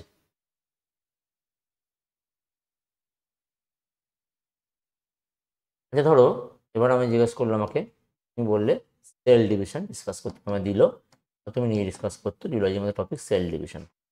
খুব সিম্পল হতে বল, বেশি ডেপথে ঢুকবে না, একদম ওর গ্র্যাজুয়েশন লেভেল ঢুকিয়ে পড়াবার কোনো দরকার নেই, মাধ্যমিক কি এইচএস লেভেলে থাকবে, তার বেশি যাওয়ার দরকার নেই। লাইফ সায়েন্স হলে মাধ্যমিক লেভেল থাকবে, 11-12 যদি হয়, মানে তুমি বায়োলজি 11-12 ক্যান্ডিডেট হও, তাহলে এইচএস লেভেলটা তুলবে, গ্র্যাজুয়েশনে বেশি ঢোকাবার দরকার নেই, অল্প অল্প ঢোকা, বেশি দরকার যদি মনে হয় 2-1 পয়েন্ট দেবে, কারণ টাইম খুব কম থাকবে, অল্প জালেই হবে, কারণ স্কুলে তোমাকে তো গ্র্যাজুয়েশন হতে হবে না, তো সেই জন্য সেইভাবে কিন্তু আমাদের করতে হবে।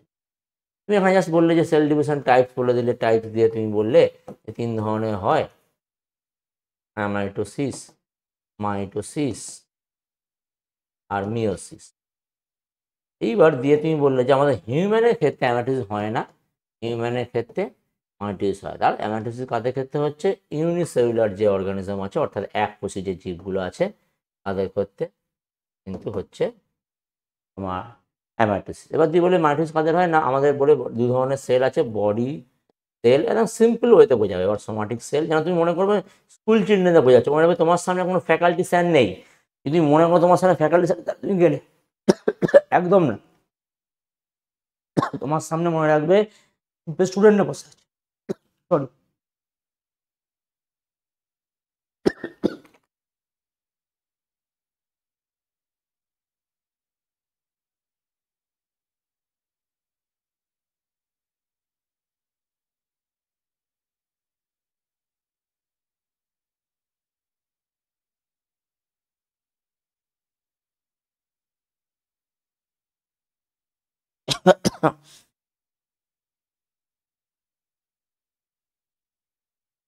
তো যেটা বলছিলাম, মনে রাখবে তোমার সামনে স্টুডেন্টরা বসে, তুমি স্টুডেন্টদের পড়াচ্ছ, তুমি যেন স্যার স্টুডেন্টদের পড়াচ্ছ, স্টুডেন্টদের মতো করে ভাববে, স্যারদের মতো ভাববে না যে ওরা সব জানে বোঝাচ্ছে, এরকম নয়।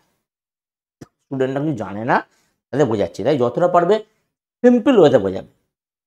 তুমি জানো বলেই তাই কমপ্লেক্স ওয়েতে বোঝাবে নয়, কারণ স্কুলে তোমাকে সিম্পল ওয়েতে বোঝাতে হবে।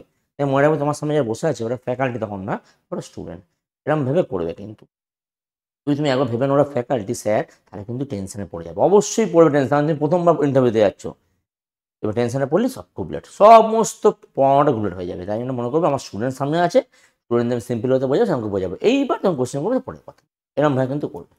এরকমভাবে তুমি বোঝাচ্ছ বডি সেল বা সোমাটিক সেল বললে এর মধ্যে কি হচ্ছে, বলে এর মধ্যে মাইটোসিস হচ্ছে, আচ্ছা হচ্ছে স্যার এরকম বলবে না, এবং মাইটোসিস হচ্ছে, এর মধ্যে মাইটোসিস হচ্ছে স্যার, মানে হচ্ছে ম্যাডাম, এরকম বলবে না।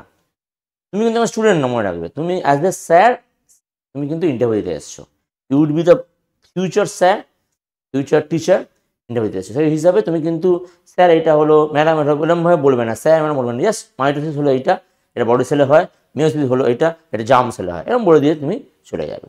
তারপর তুমি বললে যে আমাদের যে জার্ম সেল রয়েছে, এটাকে আমরা সেক্স সেল বা রিপ্রোডাক্টিভ সেল বলি, তার মধ্যে বললে মিওসিস হচ্ছে, সিম্পল, বেশি টাইম তুমি পাবে না, এটা বলে দিলে। দিয়ে তুমি গিয়ে বললে যে মাইটোসিসের ক্ষেত্রে মেন পয়েন্ট বলবে যে ক্যারিওকাইনেসিস হচ্ছে, কি বলবে ক্যারিওকাইনেসিস, নিউক্লিয়ার ডিভিশন ডিসকাস করে দেবে পুরোটা। আর হচ্ছে সাইটোকাইনেসিস হচ্ছে সাইটোপ্লাজমিক ডিভিশন, ঠিক আছে। দিয়ে তুমি বললে যে এই যে ক্যারিওকাইনেসিসটা আছে, এই ক্যারিওকাইনেসিসকে আবার আমরা 4টে স্টেজে ভাগ করছি। Prophase, metaphase, anaphase, telophase. দিয়ে তুমি এক একটা করে ডিসকাস করবে। তোমার টাইমটা মনে রাখবে হাতে 10 মিনিটে, তার মধ্যে যা করা যায় করবে, আর বেশি হয়ে গেলে ওখানে স্টপ করে দেবে, ঠিক আছে। দিয়ে বললে যে ইন দিস ফেজ, মানে এই দশাতে মেন পয়েন্ট গুচ্ছে বলার দরকার নেই, নিউক্লিয়াস অ্যান্ড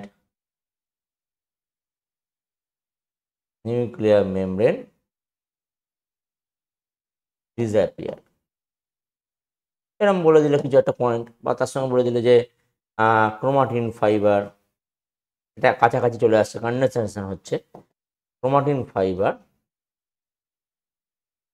বিকামস কন্ডেন্সড, এরকম বলে যায়। তুমি জাস্ট বলে দিয়ে দেখবে, খুব বেশি আলোচনা করতেও পারবে না, 2টো স্টেজ বললে হয়ে যাবে। ভালো করে প্রোফেজ মেটাফেজটা বলবে তাহলেই হয়ে যাবে, কারণ 10 মিনিটে তুমি কত বলবে। দিয়ে তুমি মেটাফেজটা বলে, মেটাফেজ বলার সময় কিন্তু এটা ভালো করে বুঝিয়ে দেবে ডায়াগ্রাম দিয়ে। কারণ ধরো যদি নিউক্লিয়াস থাকে, এরকম স্পিন্ডল ফাইবার থাকে, এবার এর গায়ের মধ্যে যদি ক্রোমোজোমগুলো এরকম থাকে, তো বললে আর এইটা হচ্ছে গিয়ে ক্রোমোজোমের, যেটা এই ছবি এঁকে দিলে, দিয়ে বললে যে এইটা হচ্ছে গিয়ে সেন্ট্রোমিয়ার, আর এটা হচ্ছে গিয়ে কিউয়ার্ম, হচ্ছে কিউয়ার্ম। তো এই জিনিসটা কি হচ্ছে এরকম মেটাফেজ অবস্থায়, আর এটা কি নাম, এটা হচ্ছে স্পিন্ডল ফাইবার। তো স্পিন্ডল ফাইবারের মধ্যে ওটা সেন্ট্রোমিয়ার দিয়ে অ্যাটাচ হয়ে রয়েছে, এবং এটা যদি আমরা নর্থ সাউথ পোল করে যদি ধরে নিই, তাহলে এখানে বলতে পারি যে এই এরিয়াটাকে আমি কী বলবো, ইকুয়েটোরিয়াল রিজিয়ন বলতে পারি। কারণ পৃথিবীর সাথে কম্পেয়ার করলে কি হয়, যদি পৃথিবীর নর্থ সাউথ পোল হয়, মাঝখানটা আমরা কি বলি, ইকুয়েটর বলি, নিরক্ষীয় অঞ্চল। তাহলে ইকুয়েটরের পাশে একটা নিরক্ষীয় অঞ্চল হবে, ইকুয়েটরিয়াল রিজন হবে। তা তুমি বললে যে মেটাফেজ অবস্থায় কিন্তু ক্রোমোজোমস আর অ্যারেঞ্জড, বললে ক্রোমোজোমগুলো পরপর সজ্জিত থাকে মেটাফেজ দশায়, কোথায় না নিউক্লিয়াসের নিরক্ষীয় অঞ্চল বরাবর সজ্জিত থাকে। Chromosomes are arranged at the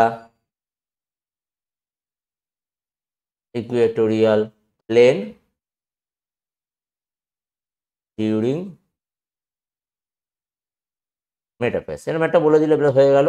আর এখানে বলতে পারো ক্রোমোজোমস আর ক্লিয়ারলি ভিজিবল, ভিজিবল বলে দিয়ে এরপর তুমি আর বেশি কিছু না বলে দিয়ে চলে গেলে মিওসিসের ক্ষেত্রে বলবে যে in case of meiosis, in case of meiosis same division হচ্ছে, বাট দুবার হচ্ছে, 2 টাইমস, এটা বলে দিলে main point, 2 times division occurs. বটে এরকম করে পড়াতে হয়, বেশি বলা যায় না, ঠিক আছে। দিয়ে বললে যে এর ক্ষেত্রে M1 মিওসিস আর এটা হচ্ছে M2 মিওসিস 2 হয়, 2 ক্ষেত্রেই প্রোফেজ মেটাফেজ হয়, খালি এর ক্ষেত্রে হবে প্রোফেজ 1 যদি হয়, এর ক্ষেত্রে প্রোফেজ 2 হবে, এরকম তোমরা বলে দিলে। বলে মেটাফেজ 1 মুখে বলে দেবে, মেটাফেজ 2 হয়, অ্যানাফেজ 2, টেলোফেজ 2 হয়। দিয়ে বলে প্রোফেজ 1টা হচ্ছে লংগেস্ট ফেজ। এই প্রোফেজ 1 যে লংগেস্ট ফেজ রয়েছে, যদি টাইম থাকে না তাহলে এতটা বলি যথেষ্ট। লংগেস্ট ফেজের মধ্যে আবার ভাগ থাকে, যেরকম লেপ্টোটিন, নামগুলো বলে দেবে, তাহলে যথেষ্ট ওরা বুঝতে পারবে যে তুমি টপিকটা জানো। হ্যাঁ, জাইগোটিন দিয়ে তোমাকে হয়তো জিজ্ঞেস করলে এখান থেকে কী হয় না হয় বলো, এটা তুমি আর না লিখে বোর্ডে না বলে ওদেরকে মুখে বলতে শুরু করবে। প্যাকাইটিন পরপর এগুলো লিখতে পারলে ওরা জানো তুমি জানো, এবার তুমি বলো প্যাকাইটিনের ইম্পর্টেন্স কী, জাইগোটিনের ইম্পর্টেন্স কী, হ্যাঁ এগুলো বলে দেবে। ডিপ্লোটিন লংগেস্ট ফেজ কেন, কতক্ষণ চলে না চলে বলতেই পারে, যায় ক্রসিং ওভার কোথায় ঘটছে, তোমার ডায়াড মনার টেট্রাড কী, এগুলি কোশ্চেন করবো তোমাদেরকে। তারপর ধরো জিজ্ঞেস সাইনাপসিস কোথায় হচ্ছে, কী সাইনাপসিস জিজ্ঞেস করো, ক্রসিং ওভার জিনিসটা কী, হ্যাঁ বোকের স্টেজ কী, এগুলো জিজ্ঞেস করতে পারে। তো এই তো কোশ্চেনগুলো, আর কিছুই নয়। তাহলে এইগুলো এরকম বলে দিয়ে তারপর তোমাকে তুমি বসলে যে এবার ওরাই তোমার বসতে বলবে, অ্যাকচুয়ালি ওরাই তোমার বসতে বলবে যে এবার আসুন প্রশ্ন হয়ে গেছে, এবার প্রশ্ন যা যা করবে তুমি প্রশ্ন উত্তর দিতে শুরু করবে। এইভাবে কিন্তু শর্টে বোঝাতে হবে। হ্যাঁ, ওই একদম গল্পের মতো লিখে, হ্যাঁ যেদিন ডেসক্রিপটিভ পরীক্ষা দিয়ে এসছো গ্র্যাজুয়েশনে এমএসসিতে ওরকম করলে হবে না। তোমাকে বোর্ডে বোঝানো মানে শর্টে বোঝাতে হবে, টাইম খুব শর্ট। হ্যাঁ, কিন্তু সিম্পল ওয়েতে বোঝাতে হবে, খুব সরল ভাষা বোঝাতে হবে, মনে রাখবে আমি যেন স্কুলে পড়াতে এসেছি। এইভাবে কিন্তু তোমাদের প্র্যাকটিস করতে হবে। তাহলে আমি 3টে টপিক বললাম, আশা করি বুঝতে পেরেছো। তাহলে মেন টপিক বলেছি, আরও কিছু টপিক আমি ডিসকাস করছি।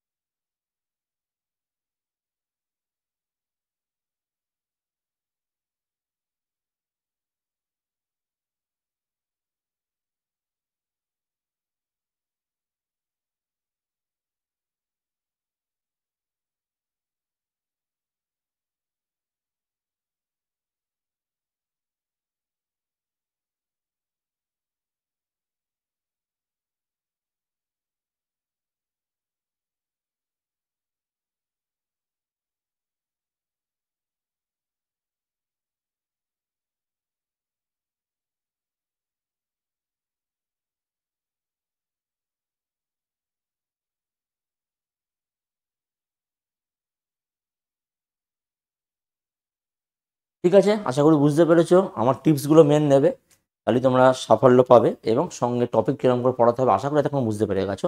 আমি আরও কিছু কঠিন টপিক, হ্যাঁ, এগুলো ডিসকাস করে দিচ্ছি। এগুলো খুবই কঠিন, অনেকেই আমাকে বলে স্যার এই টপিকগুলো খুবই কঠিন। যেন ওই যে বললাম বটানি জুলজিটা অনেকেই পেয়ে যায়, ফিজিওলজি পোর্শনে একদম পারে না। এবারে কঠিন টপিকগুলো স্যার ডিসকাস করে দিন বলে ওরা আমাকে। আমি এর আগে স্কুল সার্ভিসের ক্লাস যেখানে নিয়েছি, আমি এরকম ধরো স্মার্ট বোর্ডের ক্লাস নিয়েছি, সেখানে কিন্তু কঠিন টপিকগুলো বেশি করে ডিসকাস করেছি আমি। সিলেবাস কভার করা সত্ত্বেও বলছি ওইগুলো করছি, এইগুলি তোমাদের ডিসকাস আমি তোমাদের করে দিচ্ছি।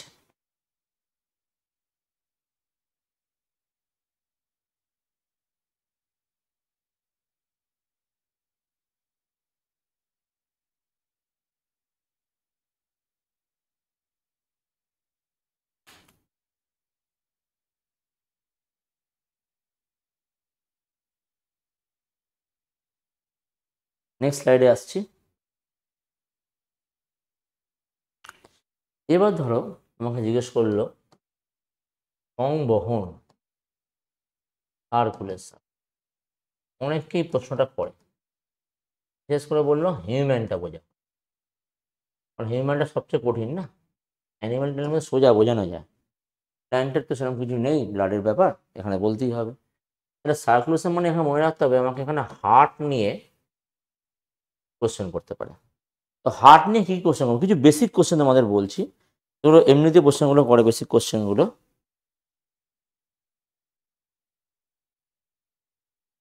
কীরকম, তারপর আমি তোমাদের হার্টের ডায়াগ্রাম দিয়ে বোঝাবো। কঠিন কোশ্চেনগুলো করে, আগে সোজা কোশ্চেনগুলো করে পরে কঠিনে আসছে। তারপর জিজ্ঞেস করলো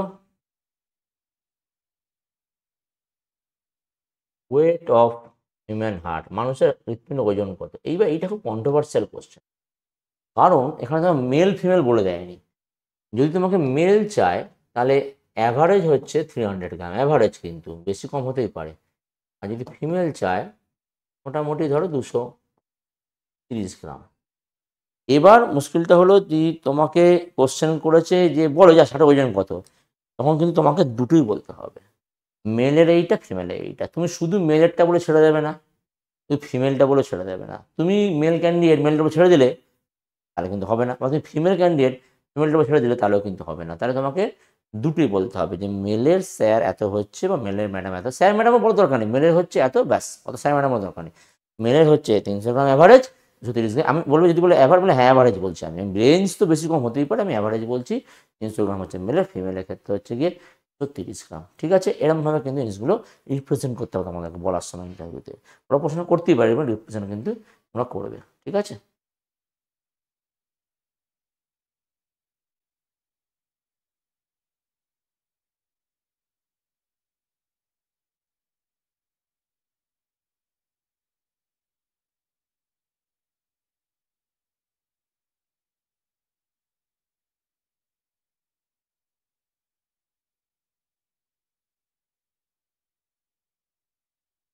আচ্ছা, এবার ধরো জিজ্ঞেস করলো, তুমি বললে যে আচ্ছা, এই যে পেরিকার্ডিয়াম আছে, বললো যে আচ্ছা বলুন তো পেরিকার্ডিয়াম যে রয়েছে, আচ্ছা ওরা তোমাদের কিন্তু আপনিও বলতে পারো তুমিও বলতে পারো, ম্যাটার করবে কি বলবে টিচাররা, বেশিরভাগ সময় আপনি বলে, তুমিও বলতে পারো, অসুবিধা কিছু নেই। পেরিকার্ডিয়াম যে আছে, তুমি পেরিকার্ডিয়ামটা কি, তুমি কি বললে, পেরিকার্ডিয়ামটা হচ্ছে হার্টের বাইরে একটা মেমব্রেন। পেরিকার্ডিয়াম হচ্ছে হার্টের বাইরে মেমব্রেন পর্দা। ওকে, ভালো কথা। আচ্ছা, তুই পেরিকার্ডিয়ামের কোনো ভাগ আছে জিজ্ঞেস করতে পারে তোমাকে, যদি বলে পেরিকার্ডিয়ামের ভাগ আছে, তখন কি বলবে, হ্যাঁ পেরিকার্ডিয়ামে, আবার বলছি হ্যাঁ স্যার, হ্যাঁ ম্যাডাম বলছি, বলবে না, বলবে হ্যাঁ পেরিকার্ডিয়ামে 3টে ভাগ আছে, যথা হলো এপিকার্ডিয়াম, এন্ডোকার্ডিয়াম আর মায়োকার্ডিয়াম। এপিকার্ডিয়াম, এন্ডোকার্ডিয়াম আর মায়োকার্ডিয়াম, এই জিনিসগুলো বলতে পারলেই নম্বর। খুব আহামরি কঠিন প্রশ্ন করবে না, সোজা প্রশ্নই করবে, কিন্তু সেই প্রেজেন্স অফ মাইন্ড সেই সময় তুমি বলতে পারছো কিনা, এটা মেন পয়েন্ট। তুমি তোতলাও, হ্যাঁ হ্যাঁ 3টে হলো এপি, এন্ডো, এই যে করলে ব্যাস এখানে কিন্তু শেষ হয়ে গেলে। এই যে করবে বেশিরভাগ আমাদের সব থাকে, হ্যাঁ এটা হবে, হ্যাঁ এই করাটা বন্ধ করে দেবে, আগেই বলে দিচ্ছি, একদম করবে না। সুস্থভাবে ভালোভাবে উত্তর দেবে, একটু থেমে থেমে দেবে, কিন্তু এটা করবে না, বা ওটা হলো তোতলাবে না। তাহলে ওটা স্মুথলি তোমার বলতে হবে যে হ্যাঁ পেরিকার্ডিয়ামে 3টে অংশ আছে, যথা, দেখো আমিও থেমে থেমে বলছি কিন্তু আমি আটকাচ্ছি, এরকমভাবে বলতে হবে, যথা এপিকার্ডিয়াম, এন্ডোকার্ডিয়াম, মায়োকার্ডিয়াম। এই বললে ব্যাস নম্বর কিন্তু পেয়ে গেলে, যা পাওয়ার নম্বর ওরকম খাতায় ওখানে বসিয়ে দেবে, সে তুমি বুঝতে পারবে না হয়তো, কিন্তু মনে হবে তোমার ইন্টারভিউ ভালো হচ্ছে। এরকম স্মুথলি বলতে হবে, কনফিডেন্টলি বলবে, যেটা বলবে কিন্তু কনফিডেন্টলি, হ্যাঁ মিনমিন মিনমিন করে বলবে না, কিন্তু বেশ কনফিডেন্টলি সুন্দর করে বলবে। যেটা আমি বলছি আমাকে ফলো করো, এরকমভাবে বলবে, দেখবে সব জিনিসটা ঠিক হয়ে যাবে। ওকে, আচ্ছা তাহলে এইটা তুমি বললে পেরিকার্ডিয়াম, ফট করে বললো। আচ্ছা প্লিউরা জানেন, প্লিউরা? তুমি বলবে কি হ্যাঁ হ্যাঁ প্লুরা তো জানি, ফুসফুসে পর্দাকে তো প্লুরা বলা হয়। বলে আচ্ছা খুব ভালো কথা, আচ্ছা প্লুরা কি কোনো ভাগ আছে? তখন বলবে হ্যাঁ প্লুরারও ভাগ আছে। কি কি আছে? দুটো আছে, প্যারাইটাল আর ভিসেরাল প্লুরা আছে। বলো ওকে ঠিক আছে, এরকম তোমার সিম্পল কোশ্চেন করবে, বেশি ঘাবড়াবার কিছু নেই। হ্যাঁ অবশ্যই হার্টের ডেপথে কোশ্চেন করতে পারছে, আমি দেখাচ্ছি। আগামী যে ইজি কোশ্চেনগুলো আছে সেগুলো দেখিয়ে দিই যে কীরকমভাবে ওরা করবে, আর তুমি কীরকমভাবে রিপ্রেজেন্ট করবে, এটা কিন্তু ব্যাপারটার মধ্যে একটা রয়েছে। ওকে, এরকম আমাকে ফলো করো, দেখবো সব তোমাদের হয়ে যাবে। এই গাইডেন্সটা আমি দিচ্ছি তোমাদেরকে, আমি অনেক জায়গায় দিয়ে এসেছি অলরেডি। হ্যাঁ, তো তুমি এখানে গাইডেন্সটা পাচ্ছ আমার কাছে বিদ্যামন্দির রামকৃষ্ণ মিশনের হয়ে। এই জিনিসটা ফলো করো, আশা করি তুমি উপকৃত হবে এবং তোমরা সাকসেস পাবে। আমি তোমাদের প্রত্যেকে সাকসেস আমি কামনা করছি, অবশ্যই পাবে। এই পরীক্ষায় যখন নেবে তোমার সাকসেস পেতেই হবে তোমাদেরকে। তো কিন্তু এই টিপসগুলো ফলো করবে যেগুলো বলছি, শুধু নলেজ দিয়ে হবে না, বলার স্টাইল, কথা বলার স্টাইল, স্পিকিং পাওয়ার, এইগুলো ঠিকঠাক রাখতে হবে। ট্যামারিং হলে হবে না, তোদলালে হবে না, জিনিসটা খুব খারাপ, আবার বলছি ওটা করবেন না, ভালো করে উত্তর দেবে, তাহলেই কিন্তু সব ঠিক থাকবে। ওকে, আচ্ছা এবার ধরো তুমি হার্টের ডায়াগ্রাম এঁকে বোঝাচ্ছ ওদেরকে, তোমার টপিক দিয়েছে সার্কুলেশন, টপিক দিয়ে দিয়েছে, তখন তুমি কি করলে, এরকম হার্টের ডায়াগ্রাম, ডায়াগ্রাম মানে কি ইন্টারনালটা, হ্যাঁ এক্সটার্নাল খবরটা দেখাতে যাবে না, ইন্টারনাল ডায়াগ্রামটা দেখাবে, এবং যার মধ্যে ব্লাড সার্কুলেশন হয় সেই ডায়াগ্রামটা কিন্তু দেখাবে। আর তোমার কিছু করতে হবে না, যে একটু বোঝালেই তোমার হয়ে যাবে এই জিনিসটা। এরকম ওরা জাস্ট বুঝতে চায় তুমি কত ভালো আঁকছো না আঁকছো সব পরের কথা, তুমি তো এক্সাম দিচ্ছ না ভাই, তুমি কি মাধ্যমিক উচ্চ মাধ্যমিক এক্সাম দিচ্ছ, তোমার দেব কত ভালো আঁকতে পারো, তুমি এঁকে জিনিসটা বোঝাতে পারছো না, এটা হচ্ছে বড়, কারণ তুমি স্টুডেন্টদের ফিউচার বোঝাবে। তো তুমি যদি ওনাদেরকে বোঝাও, অ্যাজ এ স্টুডেন্ট রূপে বোঝাতে হবে, তাহলেই তুমি নাম্বার পেয়ে যাও, কোয়ালিফাই করে যায় ভালো করে ইন্টারভিউতে। ঠিক আছে, ইন্টারভিউ হচ্ছে এটাই মূল মন্ত্র, ঠিক করে বোঝাতে হবে। তুমি কত সুন্দর আঁকলে কেউ দেখবে না, তোমার হাতের লেখা কেউ দেখবে না, তুমি একটা স্ট্যান্ডার্ড হাতের লেখা স্ট্যান্ডার্ড আঁকতে পারলেই হলো, কিন্তু এঁকে বোঝাতে হবে, লিখে বোঝাতে হবে। আসলে হচ্ছে বোঝানো, যার জন্য তোমাদেরকে রিক্রুট করা হচ্ছে টিচারে। হ্যাঁ তুমি কত সুন্দর আঁকতে পারো, কত সুন্দর লিখতে পারো, কেউ তোমার দেখবে না হাতের লেখা। স্টুডেন্ট কি বুঝতে পেরেছে, স্টুডেন্ট বুঝতে পেরেছে এটা আঁকাটা দেখে, স্টুডেন্ট কি বুঝতে পেরেছে তোমার লেখা দেখে, তাহলেই হলো। কারণ স্টুডেন্টকে সার্ভ করতে তুমি যাচ্ছ, মনে রাখবে। হ্যাঁ you will be in a government service. তো কাকে সার্ভ করছো? সার্ভিস হচ্ছে তুমি স্টুডেন্টদের সার্ভ করছো। এক্ষেত্রে জাতির ভবিষ্যৎ গড়ে তুলছো তুমি হচ্ছে জাতির মেরুদণ্ড, শিক্ষক মেরুদণ্ড। সেই শিক্ষক তুমি তৈরি করবে, ভবিষ্যৎ প্রজন্মকে তৈরি করবে স্টুডেন্টদের। তোমাকে তো সেই ধরনের মানে নিজেকে সেই জিনিসের নিজের লেভেলে নিয়ে যেতে হবে। তো তোমাকে, তুমি কত জানো না জানো সব দেখিয়ে লাভ নেই, তোমাকে লেভেলে নিয়ে যেতে মানে তুমি স্টুডেন্টদের তৈরি করে তুমি শেখাবে জিনিসটা। মনে রাখবে এইভাবে কিন্তু এক্সপ্রেশন করতে হবে। মনে রাখবে ইন্টারভিউ রুমটা তুমি যেন টিচার মনে রাখবে। তোমার সামনে টিচার বসে, ওদের টিচার ভাববে না, ওদের স্টুডেন্ট ভাববে, ভেবে পড়াবে। যদি টিচার ভেবে পড়াও তাহলে কিন্তু আটকে যাবে। এই টিপসগুলো মাথায় রাখবে। এগুলো সাইকোলজিক্যাল ব্যাপার, কিন্তু এই সাইকোলজিক্যাল ব্যাপারগুলো যদি একবার ব্রেনে ঢুকে যায় গেল, সব ইন্টারভিউটা গুবলেট হয়ে যাবে। No panic, don't be panic, কোনো প্যানিক করবে না, ভয় পাবে। আবার বলছি, বি কনফিডেন্ট। হ্যাঁ, যে আমি পারবোই, আমি কেন পারবো না, আমি এতদূর কোয়ালিফাই করে এসেছি, রিটেন পরীক্ষা কোয়ালিফাই করেছি, এত নলেজ করেছি, এমএসসি পিএইচডি বিএসসি করে নিয়েছি, বিএসসি এমএসসি হয়তো পিএইচডিও করে নিতে পারো। তো সেক্ষেত্রে আমি পারবো না, আমি ঠিক পারবো। কিন্তু নার্ভাস হবে না, প্যানিক হবে না। ওনারা বাঘ ভাল্লুক না, ওনাদেরকে ভয় পাবে না। ওনারাও মানুষ, আমরাও মানুষ। ওনারা হয়তো এক্সপিরিয়েন্স টিচার, আমার প্রথমবার জব করতে যাচ্ছে, এই আর 10 বছর 20 বছর পর আমরা সেই জায়গাতে পৌঁছে যাবো, অসুবিধার কিছু নেই। তো এইভাবে কিন্তু তুমি যদি করো তাহলে তোমার খুব সাফল্য হবেই, এবং তোমাকে কেউ চাকরি থেকে আটকাতে পারবে না। এই টিপসগুলো খেয়াল রাখবে যেগুলো আমি বলছি। তারপর তো পড়ানো, কীভাবে পড়াচ্ছি, কীরকম ড্রয়িং করছি, ছবিগুলো। লাইফ সায়েন্সের ক্ষেত্রে ড্রয়িং ইজ মানে মোস্ট ইম্পর্টেন্ট হচ্ছে ড্রয়িং। বায়োলজির ক্ষেত্রে ড্রয়িংটা কীরকম করে করবে না করবে জিনিসগুলো শিখতে হবে। এবার কীরকম করে বোঝাবে, সবসময় শর্ট ফর্মে বোঝাবে, মনে রাখবে। লং ফর্ম লিখতে যাবে না, এই যে ডান অরিন্দ রাইট অরিকেল, না, লিখবে আরে। আরে মানে তুমি মুখে বলে যে রাইট অরিকেল, এলে লেফট অরিকেল, বা পাশে লিখে আরে রাইট অরিকেল, লেফট অরিকেল, বাংলাতে বলে ডান অরিন্দ বাম অরিন্দ। কিন্তু মুখে বলবে বেশি, বোর্ডে অল্প করে করবে এবং শর্ট ফর্মে করবে। কারণ বোর্ডে বেশি করতে গেলে সময় চলে গেলে কিন্তু মুশকিল, মুখে বলা যাবে না, টাইমও চলে যাবে। আমার বলে স্টপ, বসুন, ব্যাস। তখন কিন্তু ফুল মার্কস তুমি বোর্ডে ডেমনস্ট্রেশনে পাবে না। আসল কিন্তু ডেমো, বারবার মনে রাখবে, কতটা কি বললে পরের কথা, ডেমো ঠিকঠাক দিতে হবে, তারপরে করতে হবে। ঠিক আছে, একটু চটপটে হতে হবে, একদম চুপচাপ থাকলে হবে না, একটু চটপটে হয়ে পড়িয়ে আসতে হবে, তবে হবে। তাহলে কিন্তু খুব মুশকিল আছে। ঠিক আছে, এটা মনে রাখবে মাথার ক্ষেত্রে। এবার তুমি কি লিখলে এখানে, এখানে লিখলে আর এ, এখানে লিখলে এল এ, এখানে লিখলে আর ভি, এখানে এল ভি।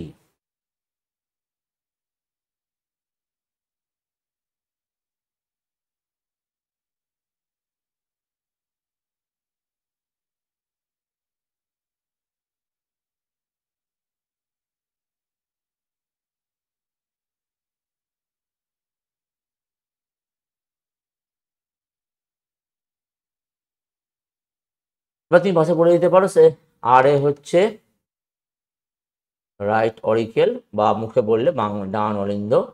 এল এ হচ্ছে লেফট অরিকেল, মুখে বললে বাম অরিন্দ। আর বি হচ্ছে রাইট ভেন্ট্রিকেল, মুখে বললে ডান নিলয়। আর এল বি হচ্ছে লেফট ভেন্ট্রিকেল, আর মুখে বলবে বাম নিলয়। দিয়ে বলবে হার্টের 4টে যে চেম্বার, 4টে চেম্বারকে এখানে দেখানো হয়েছে, যথা ডান অরিন্দ, বাম অরিন্দ, ডান নিলয়, বাম নিলয়। দিয়ে বলবে যে এইটা হচ্ছে আমার মহাধমনী, বাংলা। ইংরেজিতে বলবে ওটা। এইটা হচ্ছে পিএ, পিএ মানে হচ্ছে পাশে লিখে দেবে পালমোনারি আর্টারি, দ্যাট ইজ ফুসফুসীয় ধমনী। ইংরেজি বাংলাগুলো সরগর হয়ে যাবে, ইংরেজি বাংলা সরগর না হলে কিন্তু মুশকিল। সরগর হয় সেক্ষেত্রে বলবে, যেরকমভাবে বলছে এই জিনিসগুলো ফলো করবে, তাহলে হয়ে যাবে। তারপর ধর এটাকে বললে কি বলবে, এটাকে বললে আইভি। তার মানে এই মানে কি, ইনফিরিয়ার ভেনা কেভা, তোমরা লিখে দিলে, দিয়ে মুখে বাংলা কিন্তু বলে দেবে নিম্ন মহাশিরা। এইটা কি বললে, এসভি, সুপিরিয়ার ভেনা কেভা বা ঊর্ধ্ব মহাশিরা। এরকম একটা ডেসক্রিপশন দিতে পারলে যথেষ্ট। তারপর দেখবো ওরা তোমাকে কোশ্চেন করতে শুরু করে দেবে। ঠিক আছে, তাহলে এবার তুমি এখানে কি প্রসেসটা ব্লাডের হচ্ছে, এটা তোমাকে যখন জিজ্ঞেস করবে তুমি বলতে থাকবো। এবার যদি তোমাকে বলে যে একটু দেখান, অসুবিধার কিছু নেই, যে দেখিয়ে দাও, তখন তুমি দেখাবে যে এরকম ইমপিওর ব্লাড আসছে, অশুদ্ধ রক্ত এখান দিয়ে ঢুকছে। এরকম করে বোঝাবে অশুদ্ধ রক্ত, জাস্ট লিখে দেবে CO2 ব্লাড, এরকম করে লিখে দেবে। এদিক দিয়ে আসছে, তলা দিয়ে আসছে, উপর দিয়ে আসছে, এসে তারা ডান অরিন্দে আসছে, এখান থেকে তার ডান নিলয়ে আসছে, তারপর আবার ব্যাক করে যাচ্ছে ফুসফুসে ধমনী থেকে, ফুসফুসে আসছে। আসার পর কি হচ্ছে বলবে, এখানে পিউরিফিকেশন ঘটছে, মানে রক্ত কিন্তু বিশুদ্ধ হয়ে যাচ্ছে। তার মানে রক্ত এখন কি হলো, O2 ব্লাড হয়ে গেল। এই O2 ব্লাড আবার এই ফুসফুসীয় ধমনী দিয়ে, শিরা দিয়ে ঢুকলো, ওকে বাম অরিন্দ বাম নিলয় হয়ে মহাধমনী দিয়ে কোথায় গেল, দেহে ছড়িয়ে পড়লো। জাস্ট এটা সিম্পল, যেন তোমরা দেখেছো একসময়, তোমার তো পড়ে এসছো জিনিসটা, একসময় তো করেছো, এরকমভাবে যদি দেখিয়ে দিতে পারো যথেষ্ট। এবার তোমার প্রশ্ন যা করবে, তাহলে কী হলো না লাগবে বলিয়ে বলুন, জিনিসটা বলবে।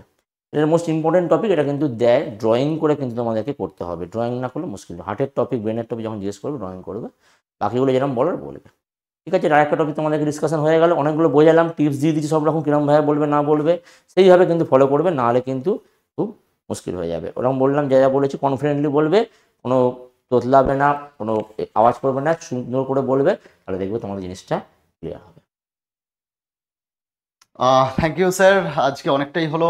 এরপর আমাদের offline mock interview and demonstration session রয়েছে, তাই আজকে আমরা এই সেশনটা এখানেই শেষ করছি।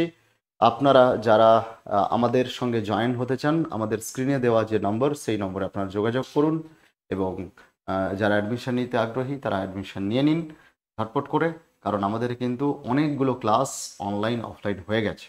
সুতরাং যারা ভাবছেন প্রস্তুতি শুরু করবেন, আমাদের সঙ্গে প্রস্তুতি শুরু করে দিন। Thank you so much. Thank you.